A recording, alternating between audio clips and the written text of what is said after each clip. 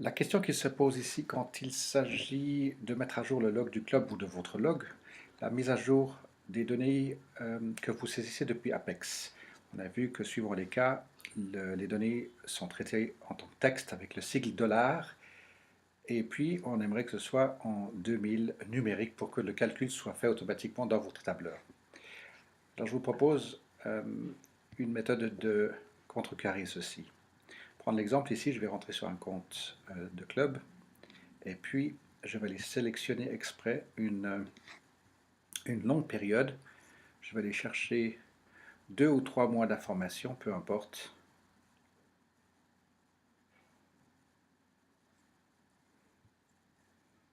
Avril, voilà, depuis janvier à aujourd'hui.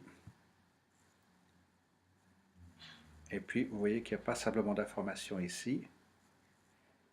Et que, comme d'habitude, vous avez le sigle du dollar qui apparaît dans les colonnes où il y a les chiffres. Le prix, les frais, les commissions et la quantité, la somme d'argent en question. Alors comme d'habitude, vous vérifiez bien que toutes les colonnes soient bien sélectionnées, que ça corresponde au log. Et puis vous faites une importation, comme d'habitude, rien ne change ici. Et vous l'ouvrez. Numbers va le traiter et vous le présentez à l'écran. Et vous voyez effectivement que la colonne prix, frais et commission se trouve avec le symbole du dollar. Et vous voyez que si je me mets ici sur le prix 4,28$ ou négatif 4,28$, c'est traité ici comme texte. Vous voyez en bas à gauche, texte. Puis pour confirmer, si vous le sélectionnez, vous voyez ici qu'il il compte le nombre de cellules, mais il n'y a aucune calculation qui se fait ni en quantité, ni en moyenne, minimum, maximum, etc. Donc simplement, c'est bien du texte et non pas du numérique. On le voit ici, j'ai sélectionné combien, ben voilà, il vous donne le nombre de cellules que vous sélectionnez. Alors, ce qu'on va utiliser, ce qu'il peut être fait, pour éviter toute mauvaise manipulation, c'est d'utiliser l'outil sous Numbers, et puis on va aller chercher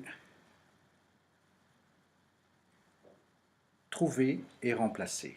Find, vous cliquez sur Find, et puis vous faites commande F, et puis il vous propose effectivement, alors vous cliquez simplement le symbole du dollar, puis vous voyez qu'il sélectionne déjà tout ce qu'il peut trouver sur cette feuille en symbole et remplacé par rien.